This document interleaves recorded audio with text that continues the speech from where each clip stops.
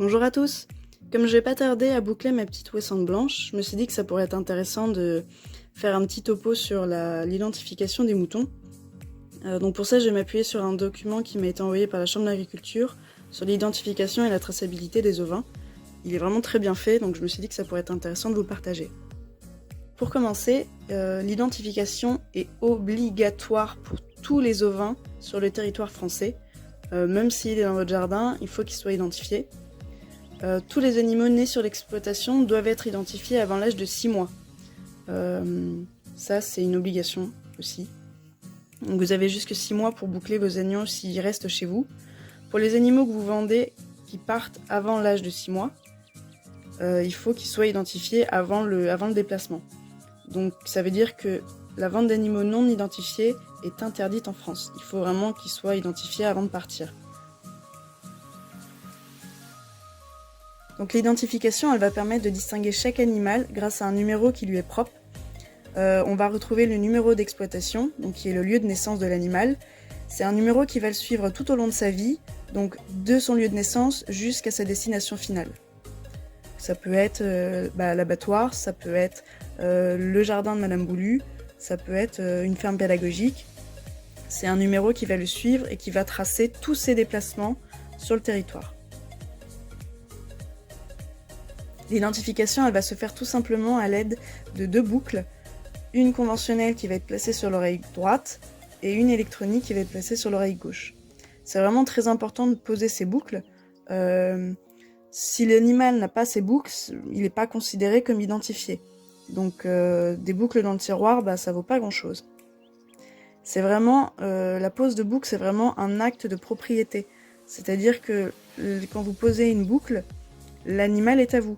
Donc si l'animal ne porte pas ses boucles, c'est comme s'il appartenait à personne. Donc en cas de vol, en cas de fuite, ça peut arriver que des animaux se sauvent. Ça m'est déjà arrivé d'avoir un mouton qui se sauve, et on m'a retrouvé grâce à ces boucles d'identification. Parce que l'animal est à mon nom. S'il n'avait pas eu ces boucles, il m'aurait jamais retrouvé et j'aurais perdu mon mouton. Ensuite, on va avoir le document de circulation. Donc c'est un document qui ressemble à ça.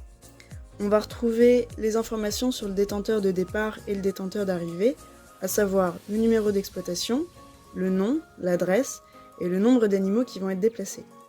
On va avoir des informations aussi sur le transport, donc la plaque d'immatriculation du véhicule, le nom du transporteur. On va avoir la date et l'heure de départ, la date et l'heure d'arrivée. C'est un document qui va être signé par les 2 destinataires, qui va être signé par les 2 détenteurs. Ce document est très important quand vous achetez ou vous vendez des animaux parce qu'il permet de faire le changement de propriétaire.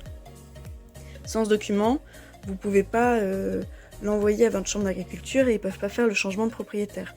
Après, vous allez avoir aussi, pour signaler les mouvements, vous pouvez aussi utiliser une application qui s'appelle Sinel.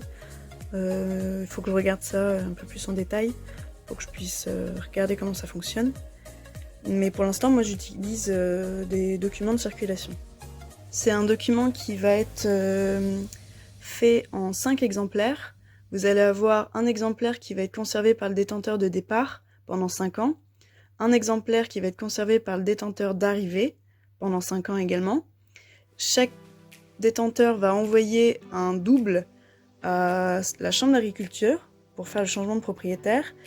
Et il y aura aussi le transporteur qui aura un exemplaire du document. Donc vous l'aurez en 5 fois et il faudra bien le donner à chaque bonne personne.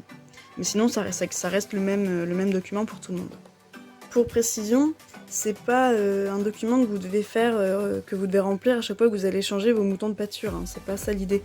L'idée c'est vraiment d'avoir un changement de propriétaire entre la personne, le détenteur, le premier détenteur et le deuxième détenteur. Alors pour ce qui est d'identification, comme je le disais, ça va se faire à l'aide de boucles officielles agréées. Donc comment fonctionnent ces boucles? C'est très simple. On va avoir le code pays, donc pour la France ça va être FR, l'indicatif de marquage à 6 chiffres qui va être attribué par le DE en fonction du numéro d'exploitation. Et on va avoir le numéro d'ordre qui est propre aux moutons au sein d'exploitation en fait. Ça va vraiment fonctionner plus au sein d'exploitation. On peut souvent avoir le millésime, donc a priori le premier numéro correspond à l'année de naissance. Donc là ici on a un 4, donc a priori l'animal serait né en 2014. Après ça fonctionne que si l'animal a été bien identifié avec la boucle de l'année. Bon après ça n'a pas non plus ça n'a pas de grande importance. Mais on peut dire que c'est plus pratique pour trouver l'âge de l'animal. Il faut savoir qu'il existe plusieurs types de boucles qui vont être adaptées en fonction des races ou de l'âge de l'animal. Les plus répandues, on va retrouver celles-ci, des triangulaires on peut dire. Ce sont des boucles qu'on utilise beaucoup en élevage sur des moutons de grande taille. J'entends beaucoup de propriétaires de petits moutons comme les Wessans, les Soé, etc. se plaindre en disant que les boucles d'identification ne sont pas adaptées, que ça déchire les oreilles, que ça fait moche. Alors oui mais non. Il faut vraiment utiliser des boucles adaptées. C'est sûr que si vous utilisez des grosses boucles comme ça sur des Wessans, forcément ça déchire les oreilles, c'est pas du tout adapté et ça fait moche. Du coup c'est pour ça qu'il faut vraiment bien choisir ces boucles. Moi je vous conseille de prendre soit des barrettes d'Atamar, soit je crois que c'est des tip tags, ça s'appelle comme ça. Vous en trouvez dans vos bons de commande en début d'année, souvent les chambres d'agriculture envoient ça. Vous avez les bons de commande et vous pouvez choisir ces petites boucles là, toujours avec la pince qui va avec. Très important, si vous n'avez pas la bonne pince, vous n'arriverez pas à poser vos boucles. Donc ça c'est la barrette, c'est la pince d'Atamar que j'utilise pour poser les petites barrettes d'Atamar. Elles sont vraiment super, hein. J'ai vraiment rien à dire dessus. Elles se posent très facilement. Vous pouvez voir que le petit pivot, enfin ce qui rentre dans l'oreille, c'est vraiment très fin par rapport à comparé à ce que j'avais avant comme boucle. Là vous avez à chaque fois deux boucles, une électronique, une conventionnelle. Je sais plus quelle couleur c'est, je regarderai ça tout à l'heure. Elles se posent vraiment très facilement et je n'ai jamais eu une seule oreille arrachée depuis que je les ai. J'ai dû boucler, je crois que j'ai bouclé une quinzaine de moutons. Je n'ai jamais eu une oreille déchirée. J'ai bouclé, l'agneau le plus petit que j'ai bouclé, il avait 2 mois, aucun problème. Alors après oui, il peut y avoir des oreilles infectées, ça peut arriver. C'est pour ça qu'il faut bien manipuler ces animaux, bien surveiller, bien désinfecter aussi, avant, après. Tout ça, forcément, ça demande de l'attention. On va prendre les 2009.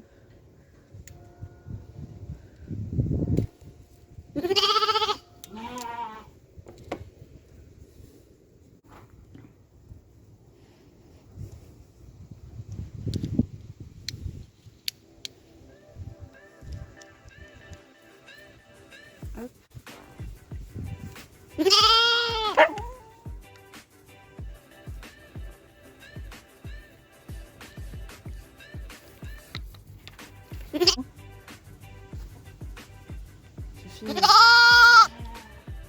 Hop. Regarde bien tes pattes là, toi. Hop.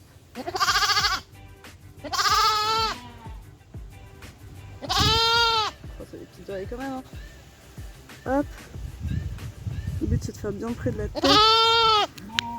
Hop. Et c'est good. C'est les une. Allez, tiens tout sage.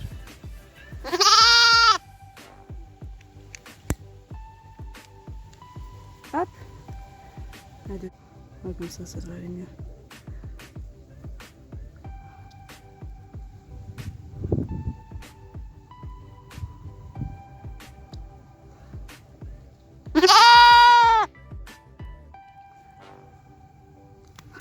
Hop, c'est fini. Et voilà. Bien près de la tête. Oh, si elles sont bien. Oui, c'est bien. Alors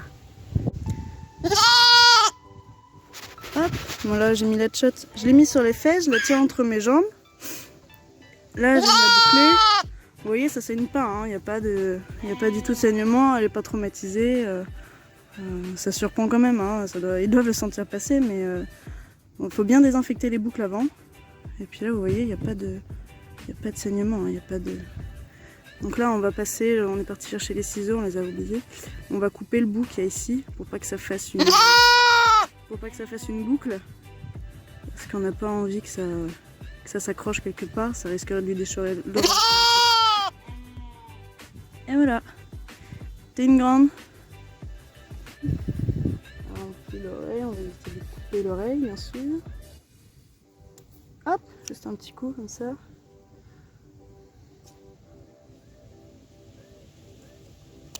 C'est mon veto qui m'a recommandé de faire ça, ça évite qu'il s'attache, qu'il s'accroche quelque part dans une branche ou je ne sais quoi. Et puis bah, maintenant il faut bien surveiller. Bien surveiller que ça s'infecte pas. Donc de temps en temps il faut l'attraper. Remettre un petit coup de désinfectant au cas où. Et puis voilà.